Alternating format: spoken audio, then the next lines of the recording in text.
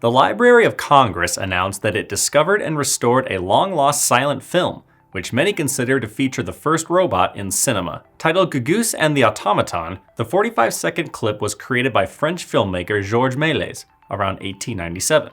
Gugusse and the Automaton depicts a human clown in a clockwork shop who appears to control a robot by turning a crank. In a trope common in modern science fiction, the robot eventually gains autonomy and attacks its creator. The human responds by destroying it with a hammer. Library curator Jason Evans Groth believes Gugusse and the Automaton is the earliest depiction of a robot in a moving image, even though the term robot did not appear until 1921 in the Czech sci-fi play R.U.R. Historians presume the film lost until a donor from Michigan named Bill McFarland brought a box of about 10 reels to the Library of Congress's National Audiovisual Conservation Center in September 2025. The box belonged to McFarland's great-grandfather William Frisbee, a potato farmer and schoolteacher who traveled by horse and buggy showing movies with a projector. Library technicians spent over a week scanning and stabilizing the short onto a digital format as the crumbled nitrate film stock made it unsafe to run through a projector.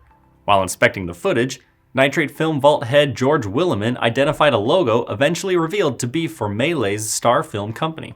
Melies also directed the famous 1902 science fiction film A Trip to the Moon, which shows a rocket flying into an anthropomorphic moon. I'm Nolan Beilstein, this is Manufacturing Now.